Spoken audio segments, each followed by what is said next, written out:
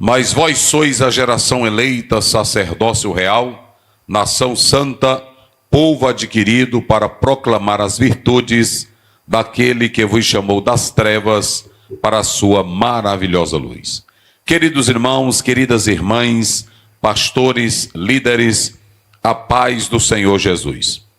Hoje nós estamos aqui para mais uma EBD online, sendo esta a última de 2025. Caminhamos até aqui pela graça de Deus e eu quero agradecer com todo amor, com todo carinho, aos irmãos, às irmãs de todas as igrejas que compartilham, que estão conosco aos sábados, espalhando o vídeo, comentando, entregando a palavra de Deus. Nós temos usado ao longo destes 5 anos esta sala, este microfone, a nossa equipe, só para pregar e ensinar a palavra de Deus. Nós não temos aqui a intenção de atrapalhar a igreja de ninguém, trabalho de ninguém. A nossa intenção é que o povo conheça a verdade, porque a verdade liberta. Não estamos aqui para religiosidade, nem para expor tradições religiosas ou questões culturais religiosas, costumes religiosos. Mas estamos aqui em prol da verdade. Porque sabemos que o Senhor Jesus quer uma igreja pura, uma liderança saudável. E todos os anos que caminhamos até aqui, às vezes até mesmo de forma lúdica, por vezes usando uma metodologia e análise que buscamos apresentar através de ações, de gestos, como fazia Ezequiel, como fazia o próprio profeta Isaías. Símbolos, gestos, para que a palavra de Deus chegue até você. O nosso intuito maior é que a palavra de Deus, como diz João 8,32, que é a verdade que liberta, liberte os cristãos da ilusão, dessas teologias liberais, da negatividade da inspiração da Bíblia, que é feita por muitos. E o nosso propósito é que a igreja esteja preparada para o arrebatamento. Então, queridos, minha gratidão, cada líder, cada irmão, cada irmã, cada pastor. Eu não sou perfeito, eu não sou de ferro, eu sou um ser humano. Nasci num lar evangélico, mas anelo ver uma igreja pura, santa e agradável para a glória de Deus. Que o Senhor abençoe a todos. Nós temos aqui a palavra de gratidão com o pastor Adalberto, depois pastor Luiz, professor César. E já estaremos orando. Queremos aproveitar e saudá-los a todos, na paz do Senhor Jesus. Queremos louvar a Deus pela vida de cada um dos nossos irmãos, amigos que nos acompanham sábado tras sábados com a nossa EBD Online. Que Deus possa abençoar você, abençoar a sua família. Obrigado por essa jornada juntamente conosco, pois esse trabalho não é feito somente por nós, mas também por vocês, como bem já falou o pastor Osiel. Vocês que fazem semear esta palavra, que dão o like, que enviam o link para um amigo, que Deus possa abençoar grandemente você. E queremos convidá-lo para que no ano entrante, com a bênção do Senhor, você possa seguir esta jornada de compartilhamento da palavra de Deus. Que o Senhor os abençoe e tenha um excelente final de ano e um ano entrante cheio das maravilhas de Deus. Que Deus os abençoe. É isso aí, meus irmãos. Nós também queremos agradecer a todos pela boa audiência, pelos compartilhamentos, pelos envios dos likes. Que Deus possa ser o centro da tua casa, ser o centro da tua família. Obrigado aos nossos amigos, nossos companheiros pastores, a toda a juventude, como nosso pastor sempre gosta de mencionar. A você que sempre está nos acompanhando, que nos cumprimenta quando a gente passa, que nos identifica quando a gente vai para lá e para cá. A você o nosso abraço, o nosso carinho e o nosso Deus abençoe. Não podemos fazer muita coisa a não ser orar pela tua vida, pedir a graça de Deus pela tua tua família e pedir que você continue dedicado na palavra de Deus, porque a palavra de Deus edifica, a palavra de Deus transforma e a palavra de Deus restaura, e é pela palavra de Deus que nós chegaremos ao conhecimento de Cristo e adentraremos na eternidade. Seja abençoado, tenha um 2026 próspero pelo poder de Jesus, em nome do nosso Senhor. Obrigado, Deus te abençoe. Quero agradecer nesta noite, a noite de gratidão ao nosso Deus em primeiro lugar. Ele é a honra, a glória e o louvor. E agradecer também ao nosso querido pastor, nosso mestre, pastor Aziel, pela oportunidade de estar ao seu lado. A gente só tem que agradecer a Deus e orar pelo Senhor sempre. A nossa missão de auxiliar e tentar fazer isso com eficácia, para a glória de Deus em primeiro lugar, e lhe apoiar, que nós estamos aqui para isso. Agradecer ao pastor Luiz, pastor Adalberto, é um prazer muito grande estar todos os sábados aqui ao lado de vocês. Agradecer ao nosso supervisor, o André, agradecer o Caio, e agradecer você, meu irmão, minha irmã, que está todos os sábados adorando, aprendendo a palavra de Deus. Continue nessa missão, é uma jornada que nós temos aqui, de glorificar a Deus e semear a palavra. E também agradecer tantas pessoas descrentes que me encontram na rua e tenho o prazer de ouvir o nosso querido pastor, acompanhar a EBD. É gratidão a Deus. Gratidão pela tua vida, meu amigo, minha amiga. Muito obrigado e um feliz ano novo para você e sua família. Isso, dizendo aqui o que o professor César falou, muitas pessoas que ainda não convivem com a mesma fé e prática de crença que temos, mas que são assíduos, e alguns que ainda estão presos às bebidas, às drogas, os que estão na prática homossexual, muitos homossexuais compartilham, escutam a palavra, deles que já colocaram aqui o desejo de viver a fé em Cristo, e eu quero agradecer a todos e dizer que estamos orando por todos. Nós pregamos a verdade, mas você é quem decide. Nós não podemos escolher por você. A salvação é pessoal, é individual. Jesus disse em Mateus 16, 24, cada um tome a sua cruz, siga-me. Então, que Deus abençoe. E que o ano de 2026 seja marcado de paz, de gozo, de bênção e alegria. Nós caminhamos. É claro que a vida, ela tem a sua transitoriedade, seu lado efêmero, como diz Tiago, como diz Pedro, mas nós sabemos que a eternidade, ela pertence a Deus e que no futuro nós teremos a vida eterna. Mas enquanto estamos aqui nesse mundo, nós temos uma construção histórica dos nossos pais, avós, tios, parentes, amigos, o ambiente familiar, e tudo isso constrói um sentimento. Quando chega Natal, quando chega Ano Novo, alguns chamam isso de bobagem, de besteira, mas são pessoas que, na verdade, se revoltam com a vida, porque a vida, ela tem as suas fases. Inclusive, o próprio Deus estabeleceu as 4 estações, e essas estações, quando elas são vividas, elas trazem lembranças para todos nós. Então, nós queremos agradecer e dizer a você que me escuta, se apegue com Deus. E eu quero deixar a todos 1 Coríntios 15, 57. Mas graças a Deus, que nos dá a vitória por meio de nosso Senhor e Salvador Jesus Cristo. Que venha 2026, porque com Cristo nós vamos em frente, seguindo contente, pois Ele é o capitão que dirige as nossas vidas. Em nome de Jesus. Professor César, orando ao Senhor. Te louvamos, te adoramos, glorificamos teu nome nesta noite, meu Deus.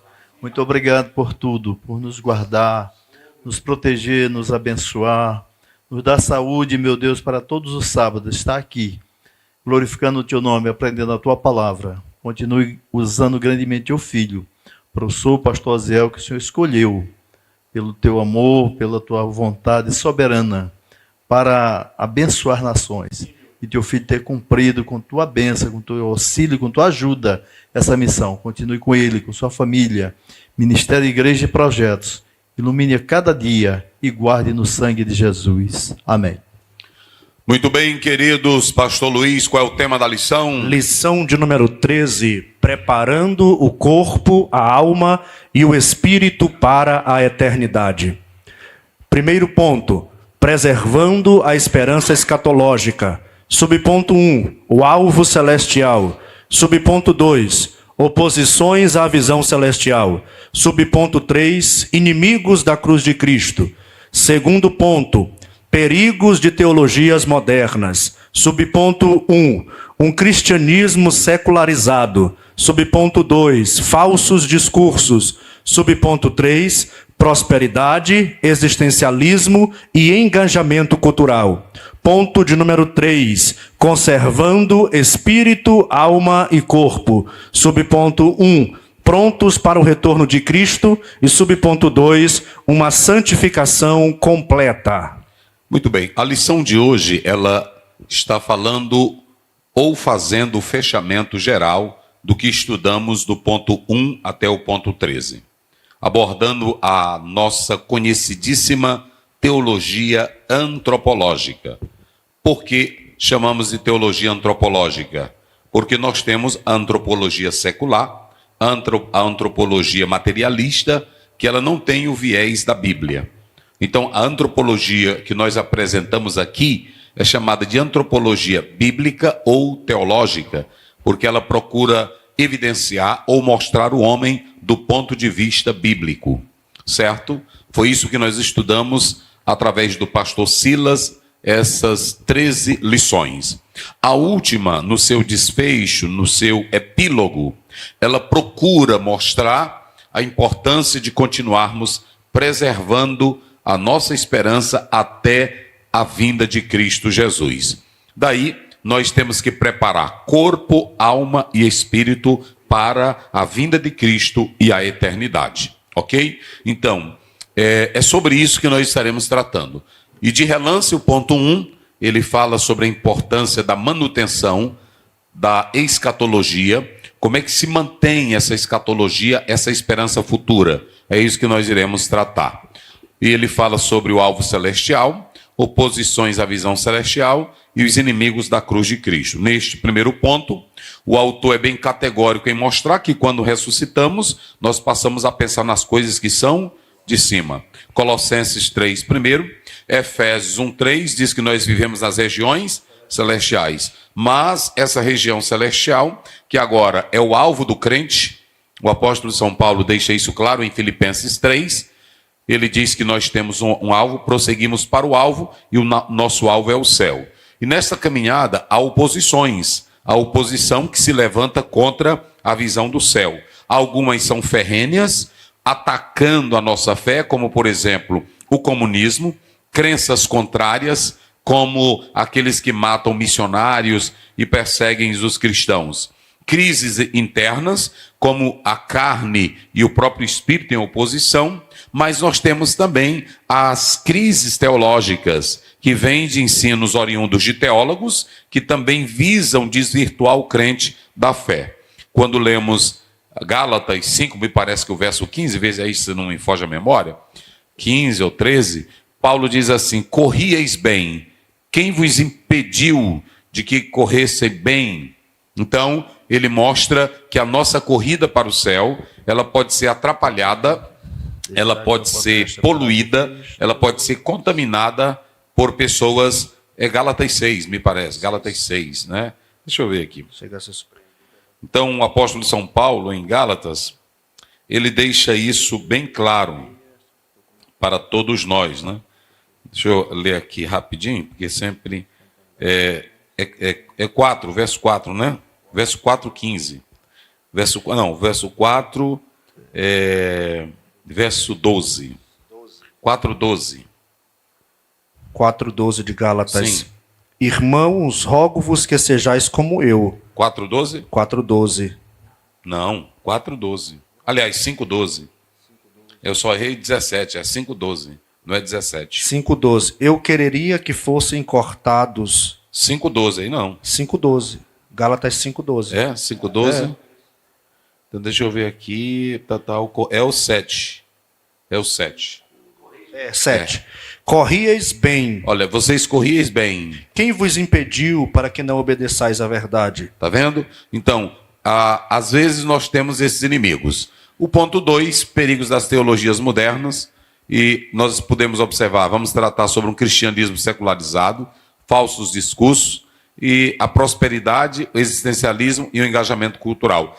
Você pode observar que o autor está mostrando que existem teologias que já estão trabalhando para que a nossa visão seja fincada, estabelecida apenas com viés terrenal. Não é isso? A teologia da prosperidade é uma. Ela se firma muito nas posses, nos bens, e ela vai esbarrar naquilo que é o existencialismo, no aqui e agora, no ser, na existência humana. E aí gera esse engajamento cultural. Por fim, o autor ele faz o término da lição, evidenciando a importância, à luz de 1 Tessalonicenses 5:23, manter uma vida santa no espírito, na alma e no corpo, preparando para o retorno de Cristo. Então, é isso que a nossa lição trata. Vamos lá, verdade prática e texto áureo. Lição 13, texto áureo. Mas a nossa cidade está nos céus, donde também esperamos o Salvador, o Senhor Jesus Cristo. Filipenses 3:20. Verdade prática. Na vinda de Jesus, nosso corpo abatido será transformado em um corpo glorioso, e como um ser integral, habitaremos para sempre com ele no céu. Leia de novo. Na vinda de Jesus, nosso corpo abatido será transformado em um corpo glorioso, e como um ser integral, habitaremos para sempre com ele no céu. Veja bem, à luz de 1 Tessalonicenses 5:23, o autor está mostrando que essa preparação para a eternidade, ela é presente, ela começa agora, não é isso? Ela é presente e, ao mesmo tempo, ela é integral. Ou seja, a preparação para a eternidade não é amanhã. Na eternidade, nós vamos desfrutar de um estado de gozo e plena comunhão com Deus. Mas a preparação para a eternidade começa agora. Não há tempo para se preparar no futuro para a eternidade. É no presente. E o preparo do presente envolve aquilo que nós chamamos de progressividade. Nós já falamos aqui dentro da teologia da salvação que nós temos os 3 estágios da vida cristã, envolvendo essa santidade. A santidade inicial, a santidade progressiva e a santidade final. Ou seja, mostra aí que a vida para a eternidade com Deus é um processo presente que se dá dessas 3 maneiras. Vamos lá? Inicial, progressivo e final. Pronto. No momento em que eu aceito Jesus, 2 Coríntios 5:17, eu já estou em Cristo, não é isso? Aí é a posição da santidade inicial. Progressiva, aí você vê, conservai plenamente espírito, alma e corpo irrepreensível para o dia do Senhor. Santidade progressiva. E afinal, 1 João 3:2 diz claramente: amados, ainda não somos o que haveremos, mas quando ele se manifestar, nós o veremos e seremos semelhante a ele. Então veja que nós temos essas 3 etapas que no presente nos levará ao desfecho final da santidade. Vamos aos textos bíblicos. São 2 textos, não é isso? Vamos começar. Qual é o primeiro? Tito. Muito bem. Tito, capítulo 2, versículos 11 a 14. Diz o seguinte: tu, porém, fala o que convém à sã doutrina. Os velhos... Tito 2. Tito 2:11. Eu li foi 2 primeiro. Porque a graça de Deus se há manifestado, trazendo salvação a todos os homens, ensinando-nos que, renunciando à impiedade e às concupiscências mundanas, vivamos neste presente século sóbria, justa e piamente, aguardando a bem-aventurada esperança e o aparecimento da glória do grande Deus e nosso Senhor Jesus Cristo, o qual se deu a si mesmo por nós, para nos remir de toda iniquidade e purificar para si um povo seu especial, zeloso de boas obras. Muito bem, vamos lá. A leitura que nós fizemos do texto bíblico, eu esqueci de avisar, aqui estão os pontos da lição, aqui nós temos apontamentos, E aqui nós temos os dois textos bíblicos. O primeiro está aqui, Tito 2, 11 a 14. Aqui você tem o tema geral desse versículo 11 a 14, que é o quê? A graça de Deus. É claro que esse capítulo ele não está dividido somente nesta perícope. São aproximadamente 4 divisões ou mais desse capítulo. Porém, nós estamos tratando só da perícope 2, 11 a 14, que a temática é a graça de Deus, ok? E o interessante é que para você se situar nesse capítulo, o apóstolo Paulo, ele está falando a Timóteo, no livro, aqui na carta de Paulo a Tito, não é isso? Que são 3 capítulos, ela é bem pequena, né? É uma carta pequena que você lê rapidamente. Quando você observa essa carta de Tito, ele começa aí no verso 1, 2, tratando sobre a introdução. Do verso 3 a 5, ele começa a mostrar o que na prática, veja bem, Paulo não está tratando aqui de algo abstrato, ele está tratando da doutrina. Quando ele usa essa palavra que o pastor leu ali, tu, porém, fala o que convém a sã doutrina. Ele está mostrando não apenas algo abstrato, mas um conhecimento prático, bem pragmático. Ele quer levar os crentes a mostrarem na prática o que a doutrina já fez no interior deles. Isso aqui é muito interessante, por quê? Porque o apóstolo São Paulo, ele está mostrando o que acontece com o crente que tem doutrina. Hoje tem muitos pastores que pensam que doutrina é pregar sobre cabelo, é pregar sobre vestes, é pregar... Não, isso aí é costume. A doutrina é aquilo que o impacto teológico ela causa em nós, a transformação. Quem recebe o poder da doutrina, gente, isso aqui é muito interessante.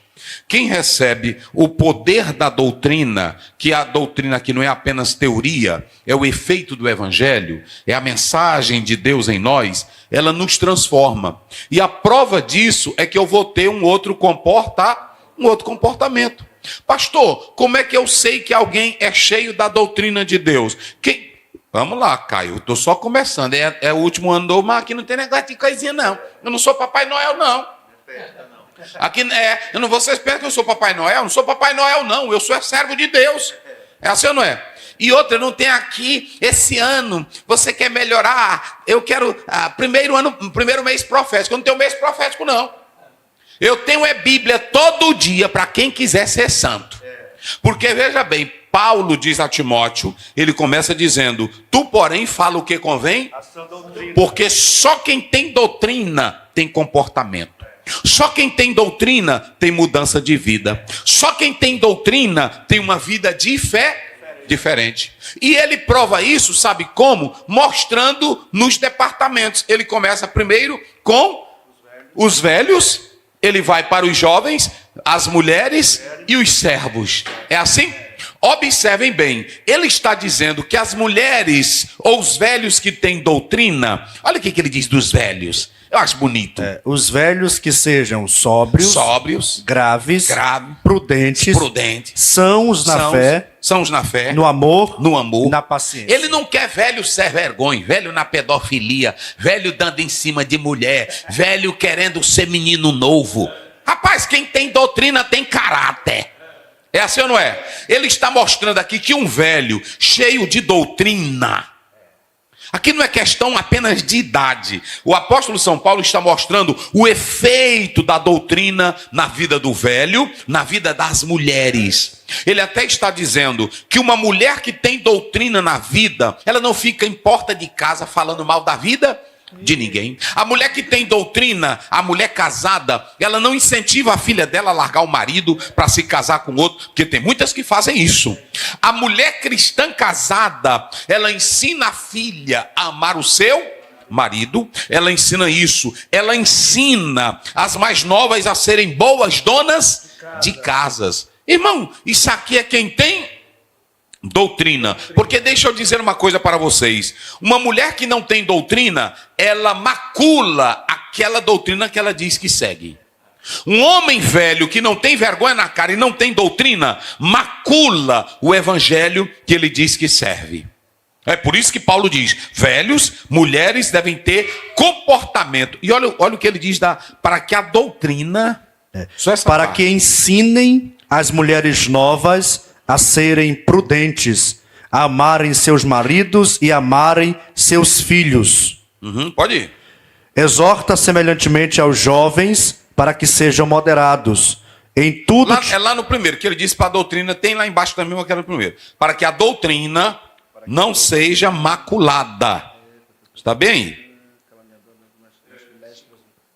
Isso, vai. A serem moderadas, castas, boas donas de casa, sujeitas a seu marido, a fim de que a palavra de Deus não seja blasfemada. Então o apóstolo São Paulo está dizendo que quem tem doutrina de Deus tem uma vida de um comportamento sério, tem um comportamento maravilhoso. Então ele começa com os velhos, depois ele fala das mulheres, depois ele fala dos jovens. Olha o que ele diz dos jovens. Jovens, exorta semelhantemente aos jovens, para que sejam moderados. Exorta quem? Aos jovens. Para que sejam o quê? Moderados. Ou seja, o jovem cristão tem que dar um bom exemplo. Se ele está na faculdade, diz que tem a doutrina, diz que tem o evangelho, mas é beberrão, anda com a patota que não tem temor de Deus, é todo cheio.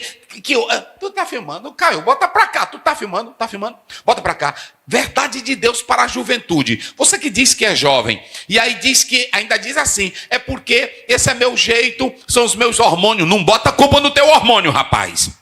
Tu tem Bíblia e tu tem Deus para te padronizar na palavra. Paulo está dizendo o seguinte: o jovem cristão tem que dar exemplo. José no Egito deu exemplo. Daniel e os companheiros na Babilônia deram exemplo. A meninazinha levada cativa para a terra fora de Israel deu exemplo. Então não é questão de ter os hormônios, não é questão de você ser adolescente. Se você se apegar com Deus e orar, Ele te transforma em um jovem abençoado. Foi assim com Samuel? A Bíblia diz que desde cedo ele começou a crescer na casa de Deus e nenhuma das suas palavras caíram por terra.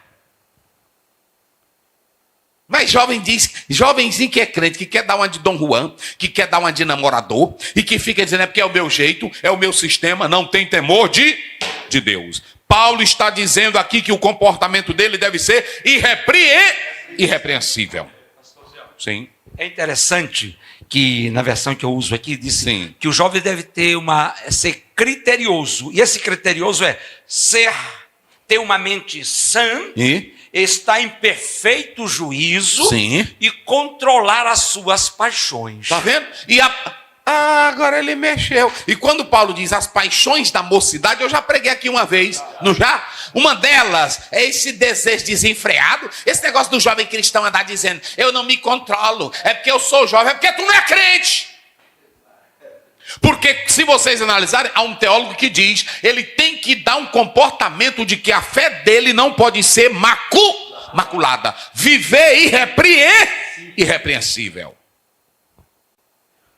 Aí, primeiro grupo, idosos. Segundo, mulheres. Terceiro, quarto, servos. Irmão, isso aqui é tão sério. Rapaz, eu vou dizer uma coisa para você. Irmão, esse negócio de doutrina, professor César, pastor Adalberto, pastor Luiz, irmão Nilton, Caio, escutem bem, esse negócio de doutrina é um negócio sério, porque o apóstolo São Paulo, ele vai confrontar um negócio que nós não aceitamos. Paulo diz assim, o servo cristão que está na esfera de um trabalho, ainda que o seu patrão seja ditador, seja prepotente, seja orgulhoso, o servo cristão, ele tem que sofrer o dano para mostrar que a doutrina está nele, e ainda que haja injustiça social, como é que ele deve reagir? Em obediência. Sei não. Porque se ele é um servo cristão, ele tem agora dentro dele o quê? A nova natureza. E agora o que que domina ele? O Espírito Santo. E o que que ele tem para ser educado? A doutrina. Se ele tem a doutrina e ele como servo, ele se comporta como um perverso. Tu tá filmando, Caio? Bota pra cá. Bota pra cá. Esses que estão aí na internet, esses que dizem que é crente, esses que andam, vocês observam, eu prego aqui a verdade de Eu estou pregando aqui como é que Deus quer o jovem, sim ou não? Eu estou pregando aqui como é que Deus quer a mulher, sim ou não? Eu estou pregando aqui como é que Deus quer um velho, sim ou não? Agora vocês nunca me viram aqui. Esse pastor fulano de tal é vagabundo. Se eu faço isso, eu estou também no mesmo nível dele. Eu não sou crente, eu não tenho a doutrina de Deus. E se eu digo que eu tenho a doutrina, eu estou blasfemando da palavra. O irmão que diz que é crente, aí ele começa, essa cantora, aí começa o nome, vagabunda, cachorra, tudo também não presta, rapaz. Porque você está escandalizando a doutrina também. A minha palavra aqui é para os velhos serem crentes. E eu não cito o nome de ninguém. Eu conto uma história, mas não falo o nome do santo, porque eu posso contar o que eu quiser e não citar o nome de A falta de ética é quando eu cito o nome, eu cito casa, eu cito local, eu cito horário. Então escute. Paulo está mostrando que quem tem doutrina tem vergonha. O velho sabe se conduzir. A mulher crente casada sabe se conduzir. Os jovens sabem se conduzirem. E os servos. Aí, agora é que ele vai. Gente, a graça de Deus aqui, escutem bem. Paulo está mostrando aqui a universalidade da graça. É por isso que quando ele pega a palavra todos, ele aqui não está falando de eleito, ele aqui não está falando de negócio de calvinismo, arminianismo, veio dos homens. Ele está mostrando que a graça ela é universal. Ela é para todos, mas para ser salvo tem que andar na doutrina. Eita, mas eu gosto da Bíblia. E quando ele usa todos, ele mostra aqui que a salvação, ele diz, a graça de Deus se manifestou o quê? Salvadora. Ele não está falando de algo abstrato, é tangível. O Cristo veio e se manifestou em carne, 1,14 de João. E o verbo se fez e vimos a sua glória, como a glória do unigênito, do Pai. O Senhor não está falando de uma fé teórica. Ele está mostrando que a salvação se manifestou. E quando ele usa a palavra graça, ele usa a palavra graça, haris, ele usa ela no sentido universal. A graça é para todos, o qual deseja que todos sejam e venham ao pleno. Está lá em 1 Timóteo 2,4. Então aqui a graça é salva, mas essa graça, qual é a beleza da graça? Oh meu Deus, é final de ano, é ou não é? O maior presente que a humanidade recebe é a graça de Efésios 2:8-9. Pela graça sois mediante, não vem de vós, é dom de Deus, não vem das obras. Então a graça aqui é a capacitação da parte de Deus para que o homem receba a salvação. Aí o verso 12, quando você vem para o verso 12, aí ele não está mais tratando da graça como um aspecto da salvação. Veja o verso 12, vamos lá. Ensinando-nos que... como é? Ensinando-nos. Então agora ele sai da parte teórica. Na primeira ele só está falando da graça Salvadora no seu sentido universal. Ele agora sai da parte teórica, doutrinal, e vem para a parte prática, pessoal. Ele agora quer mostrar a vida cristã na prática. Vai. Ensinando-nos. Essa graça aí não é a graça salvadora.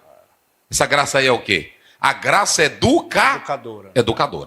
Eita. Eu falei agorinha que ele começou mostrando no geral. Como é que deve ser? O velho, a mulher casada, o jovem e o servo. Mas agora ele vai falar da graça no nosso interior. Ele vai mostrar o que a graça faz na vida de um homem e de uma mulher. Aí o autor pega esse texto, é por isso que ele pegou esse texto envolvendo o corpo, a alma, porque a graça em nós, ela muda o nosso comportamento. A primeira coisa que a graça faz, gente, é que ela não quer mais aquele comportamento indesejável. Olha aí, vamos lá. Ensinando-nos que renunciando à impiedade... Olha, renunciando o quê? A impiedade e as concupiscências mundanas. Sim. Vivamos neste presente século sóbria, justa e piamente. Tá vendo? ele agora está dizendo o seguinte: a graça me educa. Irmão, ô Caio, bota pra cá, Caio.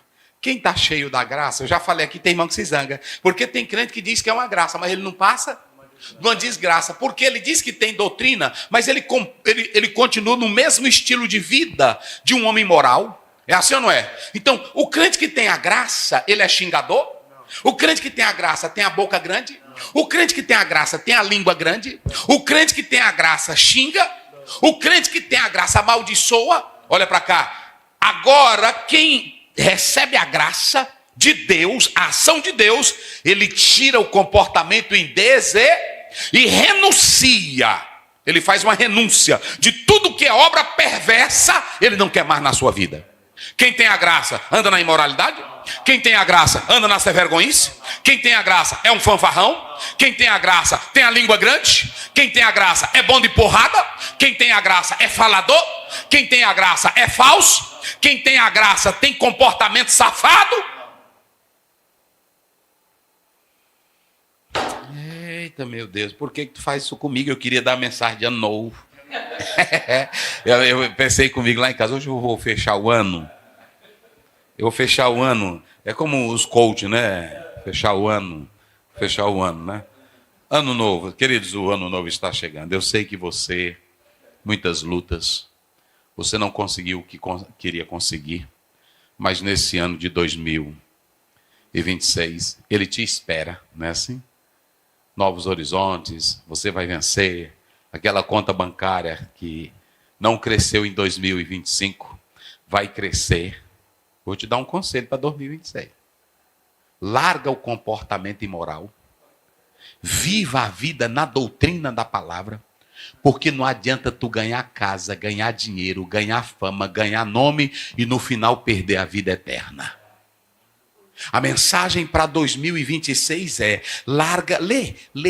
Filma ele bem aqui. Ensinando-nos. Olha lá e diz: mensagem de Deus para 2026. Para 2026. Para quem quer. Para quem quer a vida de vitória. A vida de vitória. Lê.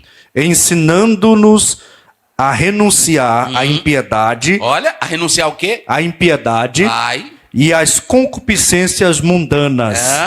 Vivamos neste presente século sóbria. Para aí. Vivamos nesse presente século. É esse século velho que nós estamos. O quê? Sóbria. Que é sensato aí. É a vida de sabedoria. É a vida de controle. Ei, bota pra cá. Tu quer um ano novo de vitória? Viva uma vida sóbria. Sensato, e de controle tua língua, controle teu olhar, controle teu comportamento, controle tua fala, controle tudo que há em você. E você terá uma vida de vitória, porque você vai ganhar a eternidade.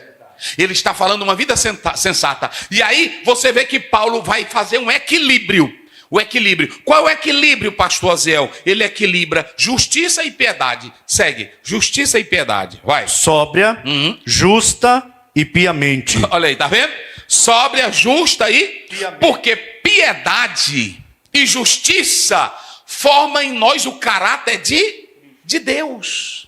E se eu tenho esse viver, eu renuncio o viver que não presta e vivo conforme o viver de Deus, do caráter de Deus, do caráter de Cristo. Eita, meus irmãos. Tá vendo, irmão? É aqui. Porque aqui não é só moralidade.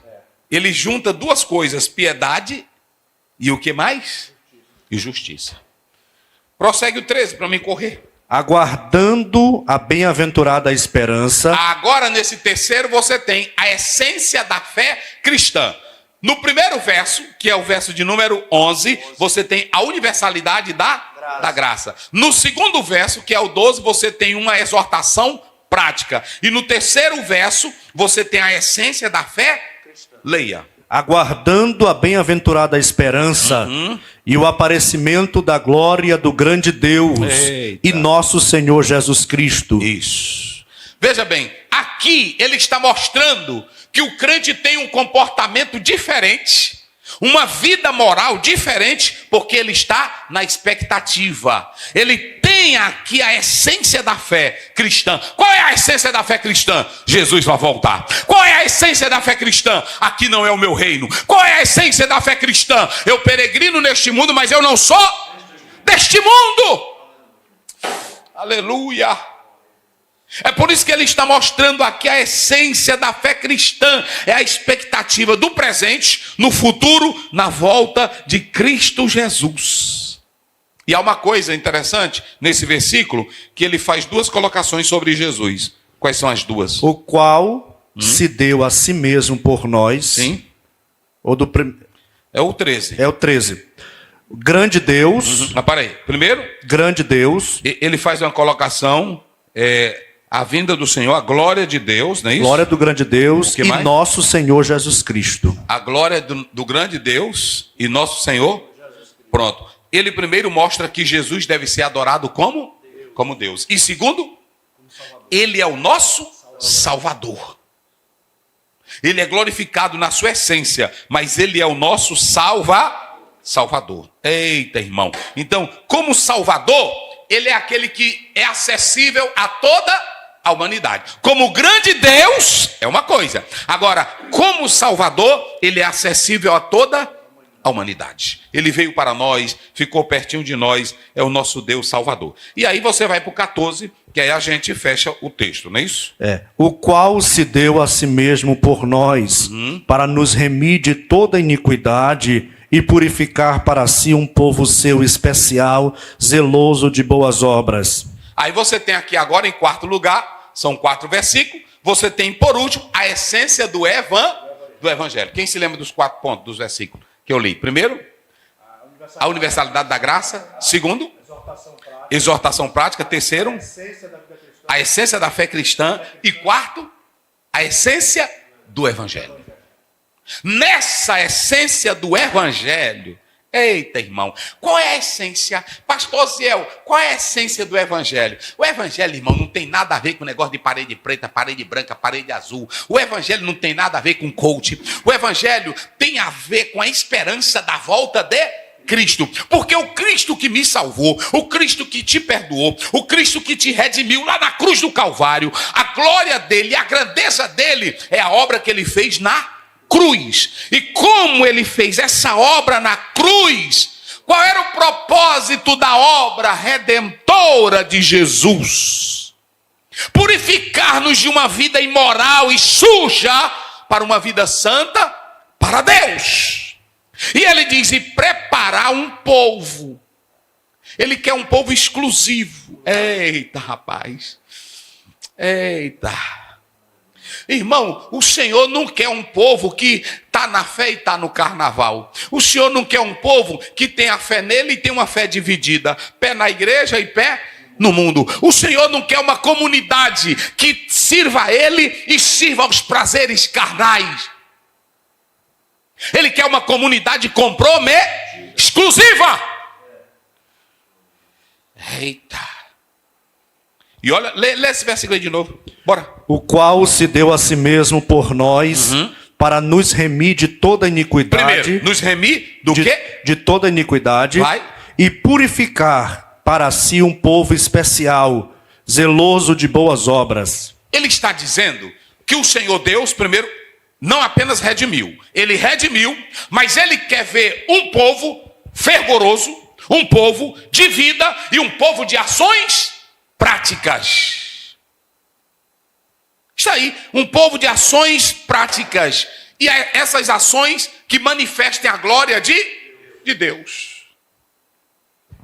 Então veja, aqui nós temos: promove a salvação de todos os homens, educa o crente a renunciar a tudo que não presta. Crente velho, bom de faca, bom de peixeira, zangado, palavrão, crente velho falso, fuxiqueiro, mentiroso, safado, nunca a graça entrou nele. A graça me educa.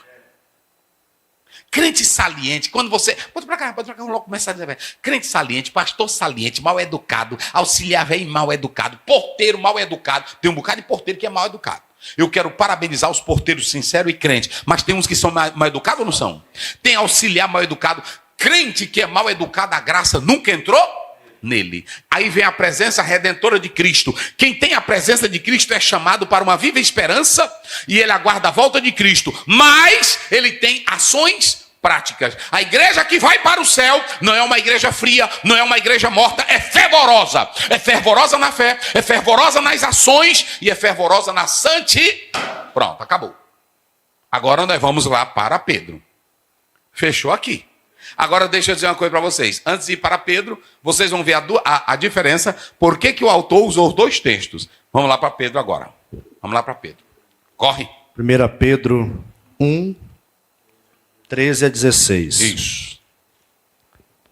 Portanto, cingindo os lombos do vosso entendimento, Isso. sede sóbrios e esperai inteiramente na graça que se vos ofereceu na revelação de Jesus Cristo, como filhos obedientes, não vos conformando com as concupiscências que havia antes na vossa ignorância. Isso. Mas, como é santo aquele que vos chamou, sede vós também santos em toda a vossa maneira de viver.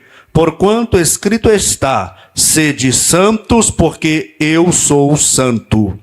Aqui em Tito 2, o apóstolo Paulo está mostrando o poder da doutrina na vida daqueles crentes que foram salvos.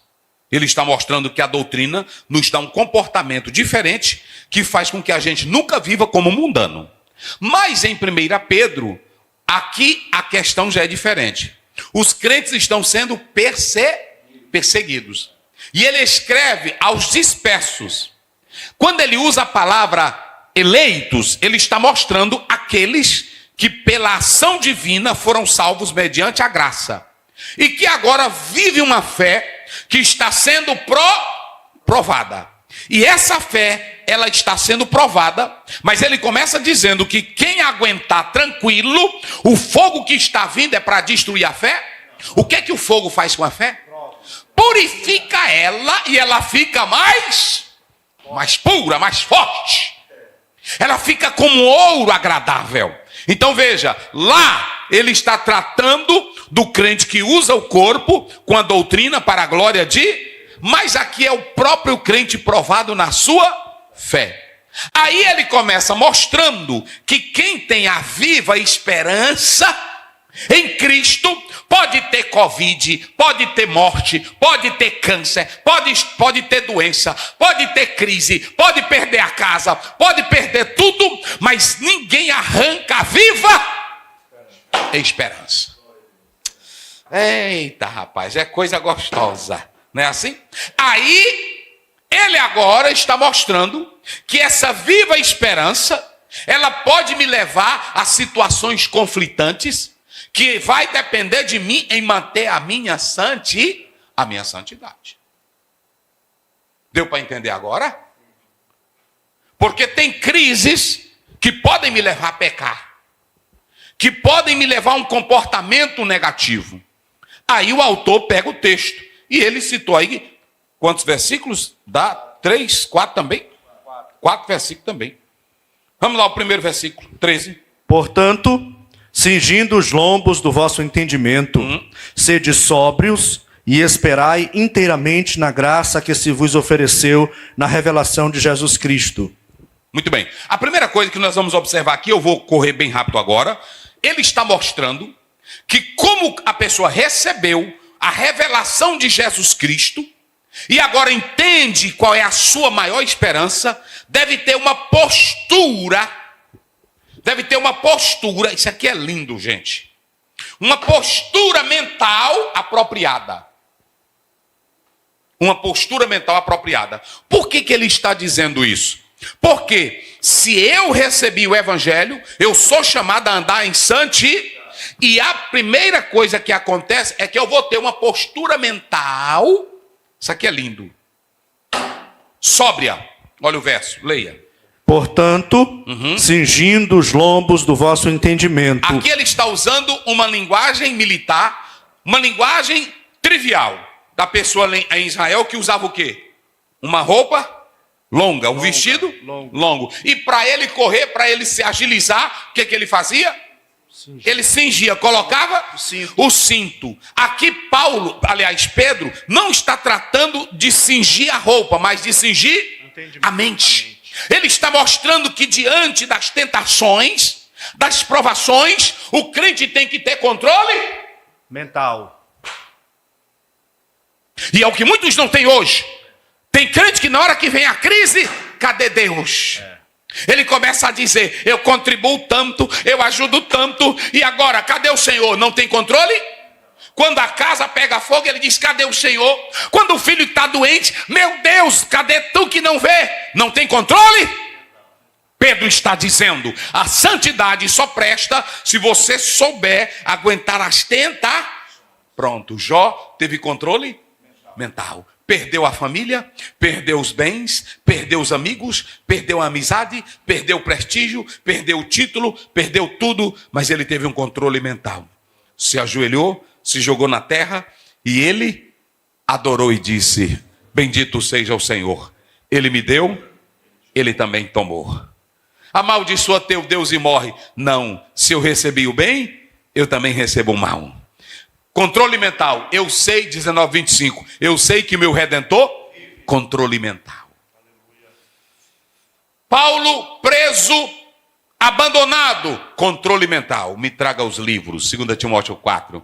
Filipenses 1, ele diz, tanto faz eu viver como morrer, eu sou do controle mental. Eita.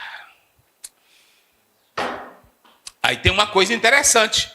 Aí ele mostra que essa graça lá, a graça lá em Tito 2:11 é o quê? É universal. Também ela é o quê? Tem uma coisinha que eu digo. Ela é E aqui, a graça é educadora? Aqui não. Olha a diferença. Como é que ele diz? Vai lá. Portanto, cingindo os lombos do vosso entendimento, sede sóbrios e esperai inteiramente na graça que se vos ofereceu na revelação de Jesus Cristo. Veja bem, a revelação de Cristo não foi só para lá. Quando Cristo se revelou, a graça salvadora nele, ele agora está dizendo, se vocês pegam essa graça reveladora em Cristo, Pedro está dizendo para os irmãos, olha o que Pedro está dizendo, essa graça do Cristo que se revelou, ela tem que moldar o comportamento de vocês. Aqui já é a graça que me capacita a vencer as minhas tentações. E essa graça, queridos, ela me dá esse autocontrole. 3 coisas a graça me dá aqui: entendimento, sobriedade e esperança. Vamos ao outro verso. 14. Como filhos obedientes, não vos conformando com as concupiscências que antes havia na vossa ignorância. Olha, vamos lá. Leia de novo. Como filhos obedientes, sim, não vos conformando com as concupiscências que havia em vossa ignorância. Aqui vocês podem observar agora o poder da filiação. Pedro está dizendo que nós somos filhos de quem? E se eu sou filho de Deus, eu tenho que saber que eu pertenço a quem? E se eu pertenço a Deus, filho de Deus, eu não sou filho do diabo. Porque a Bíblia diz em João 8:44 que o diabo é o quê? Quem é filho do diabo anda onde? Quem é filho do diabo anda na mentira. Quem é filho do diabo anda na prostituição. Quem é filho do diabo anda na perversidade. Agora ele diz, vocês são filhos de Deus. E quem é filho de Deus e pertence a Deus tem que andar como quem? Oh meu Deus. Diga aí. Hein? Tem que andar como o quê? Como filho de Deus. Aí tu é filho de Deus, vai beber cachaça. É o filhinho de Deus. Não, estou bebendo socialmente. E o Noé que bebeu socialmente ficou nu. Rapaz, saiu do serviço agora, tá bebendo. Eu também sou filho de Deus, eu mereço. É mesmo, é verdade. Irmão, quem é filho de Deus e tem a natureza do céu, pensa nas coisas do... Observem Efésios, vamos lá rapidamente. 5, verso 1. O filho de Deus é obediente, irmão. Rapaz, que coisa 5 linda. primeiros. Sede, pois, imitadores de Deus, como filhos amados. Meu Deus. E ele diz nesse texto aí, não andando como os filhos das trevas. Porque noutro tempo erais trevas. Olha aí, tá vendo? Mas agora sois luz, andai como filhos da luz. Quem é filho de Deus, como está dizendo Pedro, não vai adotar o comportamento do ímpio, não se amolda às questões e paixões infames e nem anda na mas ele anda na fé. Tem uma transformação genuína. Vamos lá, meu filho, corre. Mas, 15, mas como é santo aquele que vos chamou, sede vós também santos em toda a vossa maneira de viver. Aí agora ele chega e diz que nós temos que andar segundo a natureza de... A santidade, escute bem, meus irmãos. A santidade aqui, nós somos chamados a Agora, essa santidade, ela envolve um comportamento ético, moral e interior. Essa santidade aqui, queridos irmãos, ela é caracterizada como a própria maneira de Deus viver. Essa repetição aí, termo santo, é a característica de Deus. E esse tornar-se, sejam santo como Deus é um crescimento espiritual contínuo. Não é uma regrinha, não é uma mágica. E outra coisa, abrange todas as áreas. Como é que ele diz? Sede santo em toda... Sede santos porque eu sou santo. Versículo 15. Sede santos em toda a vossa maneira de viver. Não é apenas uma aparência de roupa, porque às vezes, meu querido pastor, a irmã que o senhor está dizendo para ela usar um vestidão, que eu não sou contra não, ela pode usar. Ela está usando um vestidão, é assim ou não é? Toda bela, mas a mente dela é o quê? Essa é vergonha. Às vezes o irmãozinho é todo empacotadinho, a camisinha abotoada bem aqui, anda quase sufocado, quase morrendo. Mas é devasso. Eu conheço muitos aí que andam com a Bíblia do tamanho de um pergaminho. É ou não é? Querendo mostrar o quê? Santidade exterior, mas não paga a sua conta. É safado. Meu Deus do céu. Mensagem para o ano novo. Entendeu? Então veja bem, rapaz, é negócio pesado. Abrange todas as áreas. Olha aqui. Digamos que o pastor Luiz é um açougueiro. Aí ele, eu dou um quilo para ele de tanto, não é isso? Aí ele me deu tanto, errou no troco. Ele me deu a mais. Tem crente safado, tem crente que sai de lá dizendo, Jesus hoje era o que eu precisava. Mas quem tem santidade? Quem tem santidade, olha para cá. Ser de santo em toda? Não, meu Senhor, o Senhor me passou um troco? Errado. Eu já contei aqui que um rapaz estava no ônibus e quando o pastor foi descendo, aí ele deu um troco a mais. Aí o pastor voltou. Na parada ele voltou rapidinho e disse, olha, o senhor me entregou a mais. Ele disse, não entreguei a mais. É porque ontem à noite eu fui no seu culto de posse. Eu só queria saber se o senhor prestava mesmo. Está vendo como é as coisas? Se ele vai fazer uma prova, ele vai pescar? Não. O que tem de pastor comprando diploma de teologia, aí é santo. Anelzão do tamanho da cabeça dele, aí é santo. É assim ou não é? O que tem deles que não tem nada, aí anda querendo ser doutor, aí é santo. No púlpito é o quê? É uma santidade. E o que tem de irmã, que é tão santa nas vestes, mas a língua é língua de tamanduá. A santidade, ela está em todas as áreas da vida. Até no deitar. Bota pra cá, Caio. Bota pra... Tu tá filmando? Aqui não tem coisa para tu também não, aqui é ano novo. Olha, deixa eu dizer uma coisa para vocês. Até o maridão que deita com a esposa dele pensando na namorada, tu não é santo, meu filho. Eita, irmão, tem coisa... Ser de santo em toda maneira de viver. Se comprou 1 quilo de carne, ser fiado santo. E não pagou. Não é tu santo. Não é santo coisa nenhuma. Eita. Descendo. O Espírito Santo, quando ele entra, ele transforma algumas partes de nós? Não. Não? Ele nos santifica pela metade? Não. Ele nos santifica onde? Completo. Em toda maneira de viver. Primeira coisa que ele faz, a tua mente não é mundana, porque em Romanos 12, 2, mas transformai-vos. 1 Coríntios 12, 16 diz que nós recebemos a mente. Ezequiel 3, 26, 36, 26 diz que ele tirou o coração e colocou o quê? Ele transforma a nossa alma, espírito e corpo.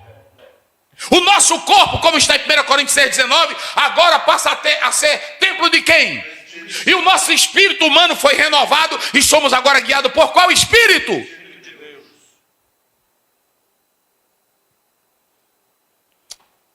Não, irmão, é porque ele ainda tem essa ruindadezinha aqui, mas ele vai mudar. Eita, meu Deus do céu. Último versículo, vai. Porquanto escrito está, Sim. sede santos, porque eu sou santo. Como é que diz? Porquanto escrito está, sede santos, porque eu sou santo. Tu que leu, bota na cara dele lá. Eu vou te fazer a pergunta, tu que leu. Tá bem aí a resposta, porque tá na cara. Aonde é que está a autoridade da santidade? A autoridade da santidade Tá bem aí. está na santidade de Deus, né? Santidade. Não, lê o versículo. Porquanto escrito está na palavra. Ah, tu pegou. Tu pegou. Tu pegou? A autoridade da santidade está onde? Na palavra de Deus. Então a autoridade da santidade eu tenho que olhar para o Billy Graham? Não. Eu tenho que olhar para o pastor. Vai aí, cita um famosão. Tem vários. Mas tem irmão que diz, eu queria ser santo como o pastor Aziel. Queira não, filho. Eu estou lutando. Não é assim? Todo dia eu peço para Jesus matar uma coisinha em mim. Entendeu?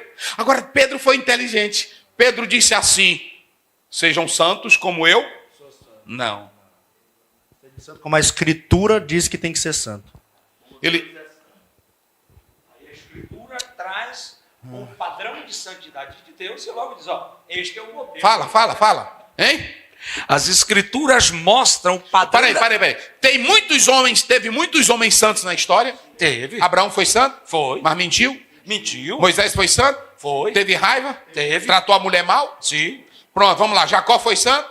Foi. Enganou? Tá mentiu? Trapaceou? Sim. Pronto, vamos lá. Josué foi homem de Deus? Gideão foi homem de Deus? Foi. Criou idolatria? Sim. Pronto. Agora, não teve um santo na terra que não tivesse um defeito. Agora, se a Bíblia dissesse, seja santo como Pedro é santo, aí você ia dizer, eu sou o seguinte, Pedro foi santo, mas Pedro também falhou. E Pedro não teve só uma falha, depois de convertido, perdoado, restaurado, ele ainda usou de falsidade. Está lá em Gálatas. Tá ou não tá? Dissimulação. E quem foi que repreendeu ele? Paulo. Por isso que ele mesmo nunca escreveu, sede santo como eu sou. Pedro escreveu? Não. E eu acho lindo, irmão. Antes dele responder de novo, vamos lá para Atos 3. Mas eu acho linda a Bíblia. Eita, hoje, irmão, tem irmão que fica, meu Deus do céu, se Deus está me usando, amém, mas não olhe para mim, porque eu não tenho nada. E diga, ele é um pastor, é um homem de Deus, tem suas falhas. Foi assim ou não foi? Agora vamos lá. Pedro não escreveu dizendo, eu acho lindo, irmão. Eu acho lindo. Eu vou mostrar aqui para nós. 12. Vai. 3, 12. E quando Pedro viu isto, disse ao povo, varões israelitas, Sim. por que vos maravilhais disto? Hein? Ou por que olhais tanto para nós, Hein? como se por Para aí, nossa... Olhai tanto para nós. Eu tenho raiva desses líderes, diga na Bíblia, que querem demonstrar uma santidade exagerada. Quando você vê ele falar demais, é porque ele está doido para fazer. Sim ou não? Eu sou casado há 31 anos, vou fazer 32 anos de casado. Já estudei só, já fiquei em quarto só. Tinha amigos que diziam, ei, tu não vai sair hoje não? Hoje o fulano de tal, um dia uns colegas da sala de aula de mestrado chegaram e disseram, olha, hoje nós vamos visitar um vinhedo, né? O senhor não vai? Eu disse, também não mostrei santidade. Eu sou pentecostal, eu cuspo, como é que ele diz? Eu cuspo fogo e arroto. Eu não ando nisso, rapaz. Me respeite, não. Pronto, eu só disse, meu querido, eu queria ir tanto, mas eu deixei um monte de trabalho durante a semana atrasado e eu tenho que fazer aqui. Me desculpa. Rapaz, irmão, bora. Eu disse, não, depois eu vou. Quando foi na segunda-feira, a algazarra lá na sala era grande. Tu viu o pastor fulano, embebedor, que para nós botar ele dentro do ônibus? E se eu tivesse lá? Hein? E se eu tivesse lá? Agora eu não sei onde foi que eu cheguei. Uma pessoa disse assim, pastor, na hora que eu sentei num restaurante, aí Uma pessoa disse assim: qual vinho que o senhor toma? Ei, meu Deus do céu. Pronto. Qual vinho que o senhor toma? Aí eu disse: irmã, eu quero é suco de cajá, bota suco de cajá. Ou bota. Aí ela disse: eu pensei que o senhor ia pedir mesmo vinho. Fazendo uma jogada para mim. Me testando, me jogando. Irmão, é assim. A minha esposa, até um Guaraná, quando ela está tomando, ela diz assim: bota isso bem aqui na frente. Porque o Guaraná, quando a gente bota, ele escuma. Não é assim? E parece com o que o bicho? Com cerveja. Se passar direto uma pessoa e ver, não é assim? Aí. Em Belém tem um Guaraná, eu creio que ainda é esse mesmo nome, Barecola. Ele vem numa garrafa de cerveja, o rótulo parece de uma cerveja, e quando você coloca, ele parece uma cerveja. Você tem que tomar com ele na mesa, senão diz que o senhor está tomando cerveja. Pois é verdade. Aí ela bota bem direitinho, porque a Bíblia diz fugir da aparência do mal. Tem irmão que diz: eu não ligo não, porque estão passando. A Bíblia diz fugir da aparência, porque quem é crente tem amor de Deus nunca quer ver o seu irmão escandalizado. Aí, vamos lá para responder a pergunta dele ali.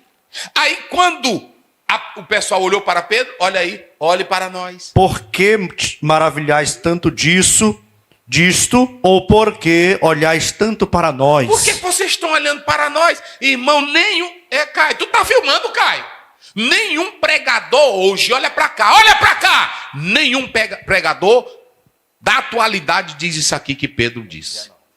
Depois, e olha pra cá, não era aquele negócio, parece que ele tá andando, né? Levanta ele, tá andando. Não foi milagrezinho, não. Hein? Não foi milagrezinho. Foi milagrezinho, não foi? A Bíblia diz que o homem entrou como? Saltando e pulando. Saltando. E quando a multidão correu. Se espantou porque conhecia ele. Caio, bota bem aqui. Se fosse hoje, o pastor ia pegar o paralítico, ia levar De mão dada pro templo. Filmagem rede Mundial. internet e YouTube direto. E ele ainda ia dizer: aqui é a igreja que tem milagre. Aqui é que tem poder, venha para cá. Pronto. E traga a oferta. Se você quer a bênção, a mão de Deus está por aqui. É aqui que tem unção, não é assim? É aqui que tem unção. Aí que ia começar crente descambando. E do mundo todo. É verdade. Agora, olha a espiritualidade desse homem. Por que olhais tanto para nós, como se por nossa própria virtude... Esse homem está andando, mas o preço que eu paguei... Não é assim que eles falam? É, assim mesmo. Eu sei tudo de um esquema. O preço que eu paguei, as noites de jejum, as noites de orações, eu paguei. Aqui não é para qualquer um, não. Aí os crentes... Aê! E o Pedro disse: olha para... Por que olhais tanto para Primeiro, nós? ele não fez campanha de cura. Não. Segundo, ele vivia a vida normal. Todos os dias. Terceiro, foi um impulso do Espírito Santo. Em quarto lugar, havia um propósito. Para mostrar que Jesus estava vivo. Meu Deus do céu, por que a gente não aprende isso? Aí a multidão zona correu para quem? Correu para cima deles. E quando correram, aí eles disseram: vocês criticaram de mim. Vocês disseram, né? Ele poderia chamar os outros apóstolos. Vocês disseram que eu era um covarde, que eu neguei. Mas olha aqui a unção. A unção está dobrada. A unção está replicada.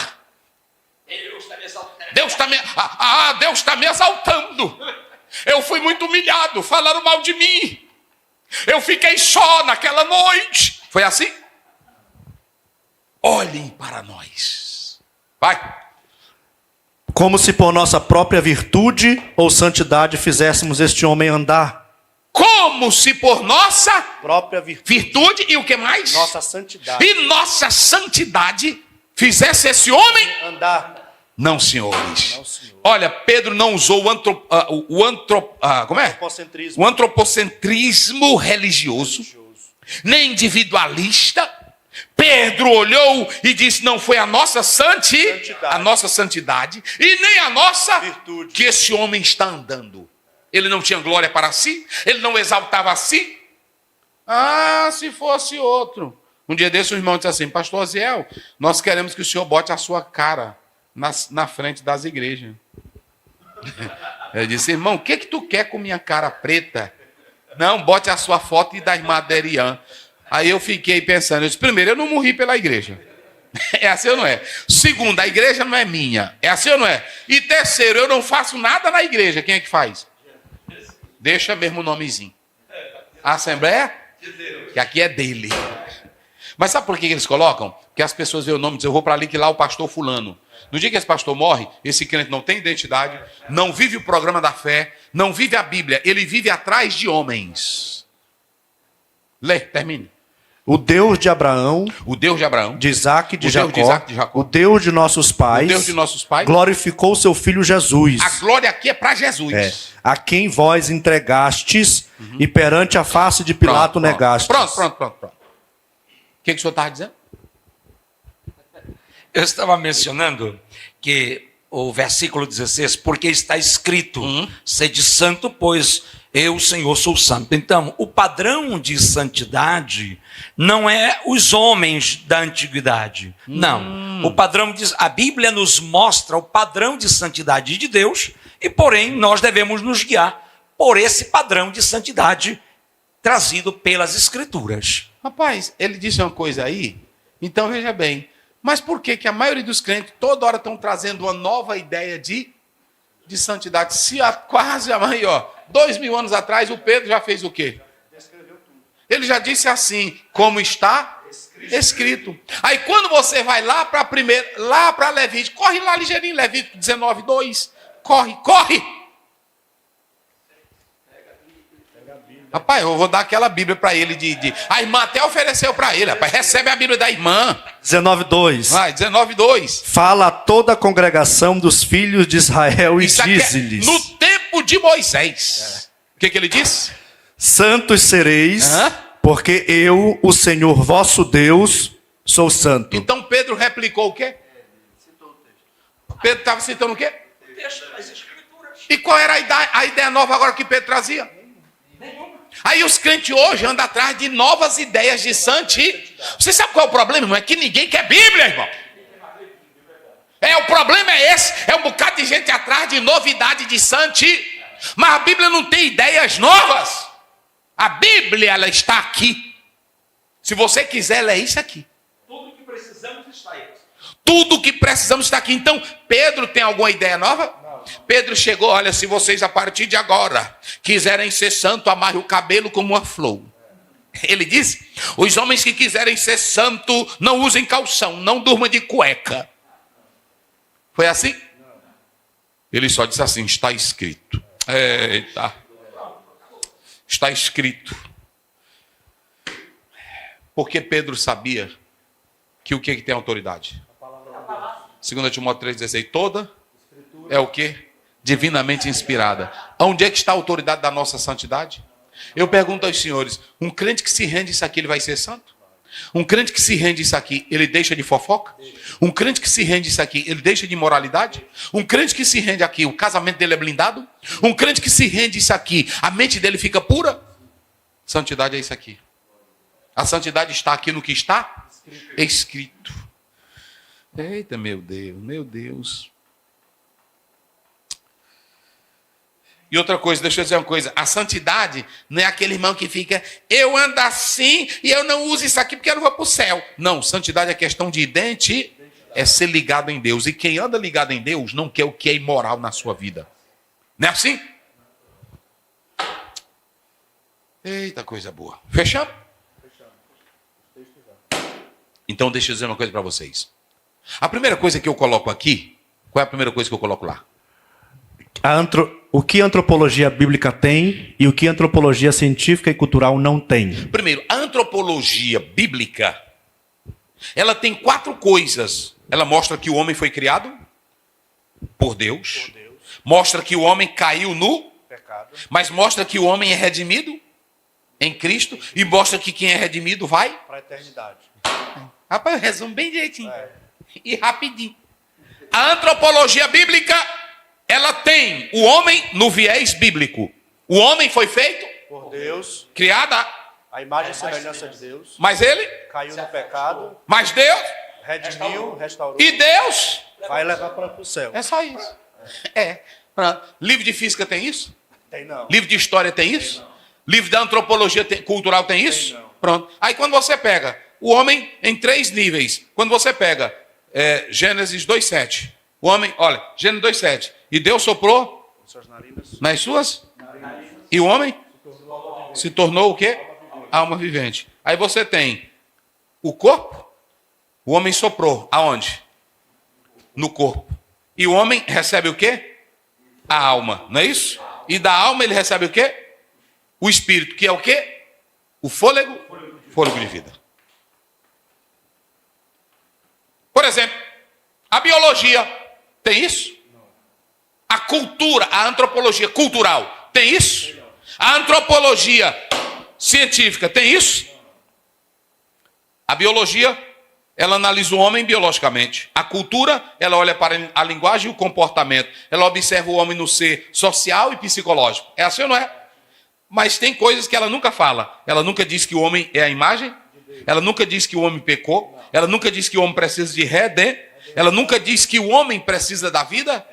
Porque a Bíblia diz em 1 Coríntios 2,14, o homem nato não entende o quê? Então, o que um professor de antropologia cultural vai entender da eternidade? O que um professor de materialismo comunista diabólico vai entender de Bíblia? Então pronto. Eita, meu Deus, bora correr. Aí você vem, agora vamos lá. Agora, a antropologia bíblica, ela faz o seguinte, revela o propósito de Deus para o homem, explica por que veio a queda e a depravação, mostra a regeneração do espírito e conduz o homem a uma vida espírito. Efésios 2:1. E ele vos deu vida, estando o quê? Nos delitos? Pronto. Aí pronto. Vamos lá. Leia. O que o estudo da Bíblia diz sobre o homem? É a imagem de Deus, Isso. É um ser especial, chamado para o relacionamento com Cristo, que pode ser resgatado pela cruz. Pronto, tudo que eu disse. Vamos lá. A vida integrada do cristão com Deus. A vida é porque Deus não chamou homem pela metade, ele chama integral. E o integral é o quê? Espírito, alma. Pronto. Vamos lá. Preservando a esperança escatológica, mantendo o verdadeiro amor para com Deus. Sim. O Espírito gera um desejo ardente de Deus em nós. Terminou? Terminou. Pronto. O que o autor está dizendo no livro e na lição? Ele está dizendo que para manter um amor verdadeiro para com Deus e preservar a esperança escatológica, a visão do céu, vencer a oposição, só se tiver um verdadeiro amor a Deus. Porque lá em Marcos 12, 30 e 31, amarás o Senhor teu Deus de todo o teu, de toda a tua alma, de todo o teu e de toda a tua força. Aí é o homem completo, integral. E aí, quem coloca isso não é uma força humana, não é o pastor quem é que coloca isso, esse desejo. É o Espírito Santo, que ele agora, alinhado com o espírito humano, leva o homem a ter sede de Deus, desejo de Deus e quer buscar a Deus. Porque o amor para com Deus não é compelido, é um amor despertado e espontâneo em reconhecer a bondade de Deus. Mas deixa eu dizer uma coisa, pastor Ziel, e como é que se preserva essa esperança escatológica? O que é a esperança escatológica? A esperança escatológica é o crente que vive nesta terra e vai para o céu. Ele sabe que Jesus a qualquer momento pode. Ele sabe que o seu corpo mortal vai ser revestido da imortalidade. Ele sabe que os crentes que morreram em Cristo Vão ressuscitar primeiro. e depois Nós seremos arrebatados. acabou. Essa é a esperança escatológica. Mas para manter essa esperança, ele citou o amor e o Espírito Santo. Eu quero citar 4 coisas. Digam comigo, vocês que estão aqui na sala, bem forte. Fidelidade à palavra. Fidelidade à palavra. Santidade na vida. Santidade na vida. Perseverança em meio ao sofrimento. Perseverança ao sofrimento. Comunhão com o Espírito Santo. Comunhão com o Espírito Santo. Pronto, é só isso. Se você quiser a referência, a primeira, fidelidade à palavra, Romanos 15:4. Tudo que Dante foi escrito para o nosso Proveito foi escrito. pronto. Aí santidade, aí 1 João 2:3, eu já citei. Perseverança em meio ao sofrimento, Romanos 8:18. Paulo diz, o peso de glória, porque a tribulação do tempo presente não é para se comparar com o peso cavode. E em 4º lugar, comunhão com o Espírito Santo. Isso, pronto. Aí, vamos lá. Jesus rejeitou as coisas deste mundo, Os inimigos da cruz de Cristo, pensamentos e prazeres desta terra. Sim. O cristão que tem sintonia com o céu. Vocês sabem que quando nós falamos aqui, a oposição à visão celestial, o diabo tentou tirar Jesus do foco. E ele apresentou tudo que a humanidade quer. Ele apresentou prazeres. Se tu és o filho de Deus, come deste. Transforma essas pedras. Ele disse, nem só de pão. Ele apresentou poder, tudo isto te darei. Ele apresentou aventura religiosa, lança-te daqui, tentação, provocação. Ele disse para Satanás 3 vezes como? Está escrito? Está escrito? Está escrito.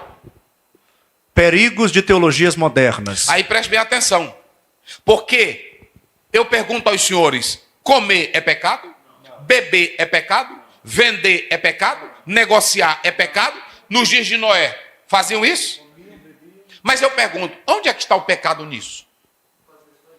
É quando eles colocam esses prazeres e desprezam quem? A Deus.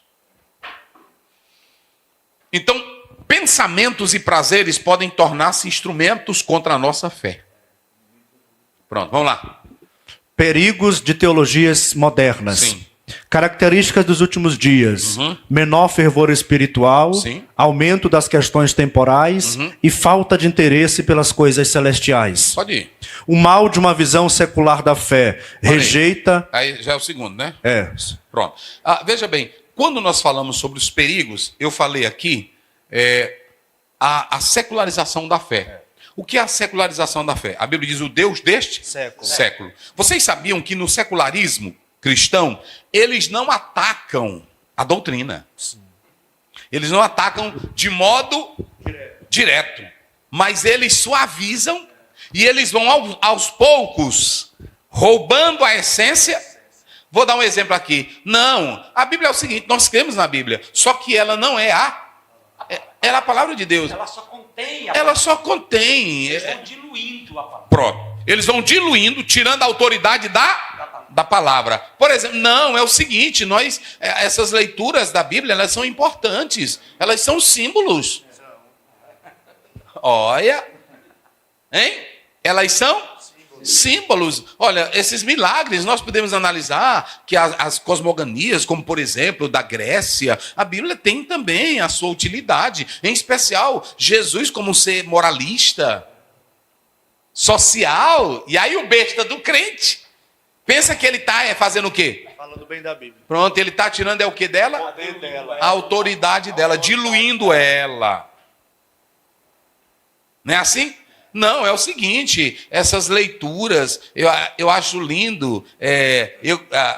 Eu vi uma pessoa falando daquele velhinho que fazia a bondade, que revolucionou o mundo, Mahatma Gandhi. Ele disse, eu quero ser o Cristo, mas eu não quero ser o cristianismo. O bicho era mulherengo, cheio de ser vergonhice. Agora ele não queria mensagem de inferno, ele não queria mensagem de santidade, mas ele queria a mensagem do amor. E quem é que não quer a mensagem do amor? Da paz. Mas na hora que batia na ferida dele, não adulterarás, não te prostituirás. Ele queria? Pronto, aí era zanga. Então o que que acontece? Tem muita gente que quer a mensagem da Bíblia só da paz, no social. É assim ou não é? Pronto. Aí o que que acontece? A secularização da fé diminui a autoridade do quê? Eles não querem a Bíblia como regra de fé e prática, normativa. Eles querem isso aqui para normatizar a vida deles? Então pronto. E aí o que que acontece? Aí entra as teologias. Eu botei aqui as teologias que diminuem a autoridade da Bíblia. A primeira, teologia liberal. Nega milagres, relativiza a inspiração bíblica, reduz Cristo ao mestre moral. E aí, teologia da prosperidade. Centraliza o homem, confunde fé com barganha, minimiza o sofrimento cristão. Está aí Lucas 9, 23, Filipenses 1, 29, para refutar.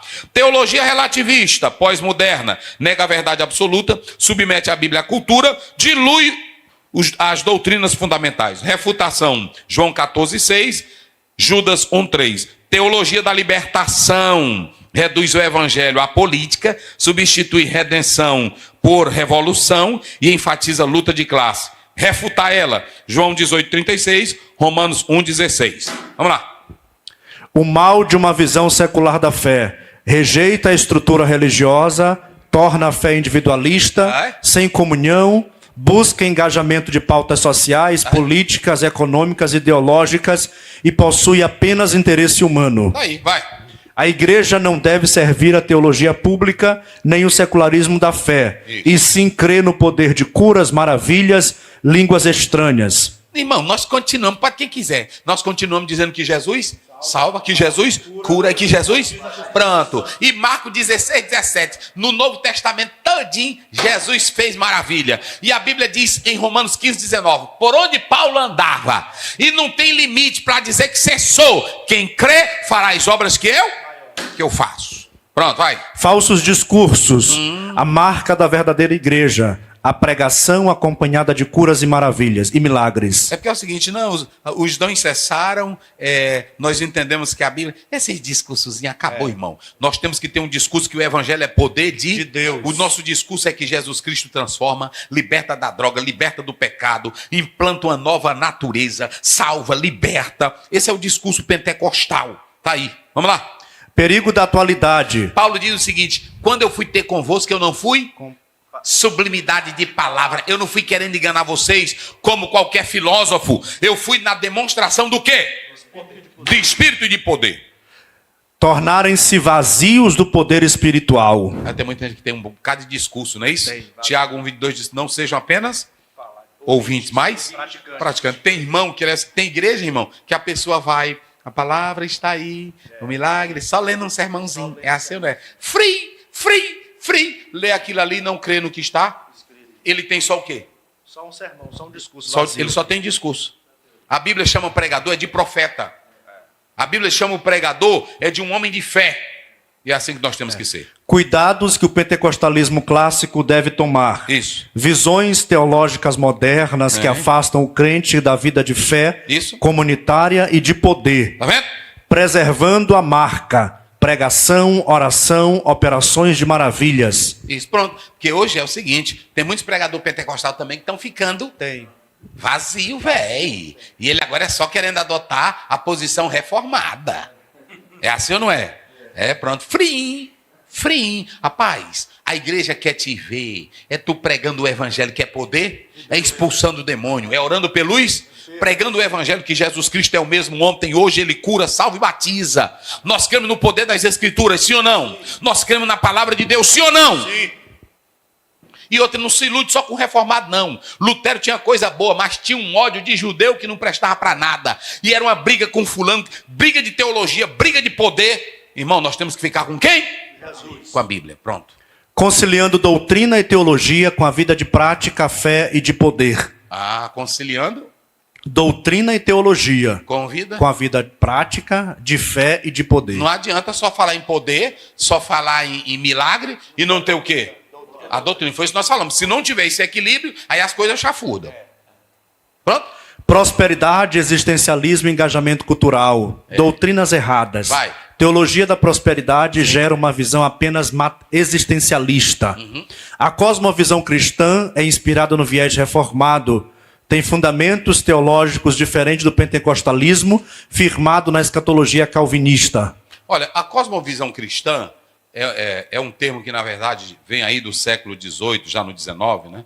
Até mesmo com Kant e outros. Mas é interessante entender que quando a gente fala dessa visão cristã, dos pensadores cristãos e reformados, como Abraham Kuyper e Hermann Doyerd, eles trazem o seguinte: Deus é o Criador, porém, nós temos que entender o seguinte, que tem que ter muito cuidado para que não se jogue apenas pelo viés calvinista. Isso, muito bem. E em último lugar, o terceiro ponto, como é que conservando espírito, alma e corpo.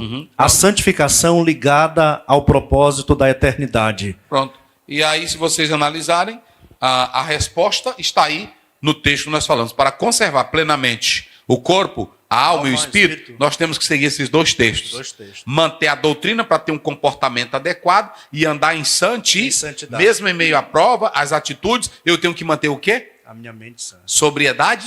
Cingido, sobriedade mental. Não foi assim? Foi. Então, que Deus te abençoe. Vamos encerrar, pastor Adalberto, pastor Luiz, da bênção apostólica. Senhor Jesus, queremos te louvar e engrandecer o teu nome. Obrigado, Senhor, por esta classe maravilhosa, Senhor, a qual temos recebido. Amado Senhor, rogamos que o teu Espírito Santo abra o entendimento de todos os ouvintes, para que possa na sua mente, no seu coração, na sua alma, receber a tua palavra. Senhor Jesus, assim pedimos no teu nome santo. Abençoa cada vida, no nome de Jesus. Amém. Que a graça do nosso Senhor Jesus Cristo, o amor de Deus, o nosso Pai, a comunhão e a consolação do Espírito Santo seja com todo o povo de Deus, desde agora e para sempre.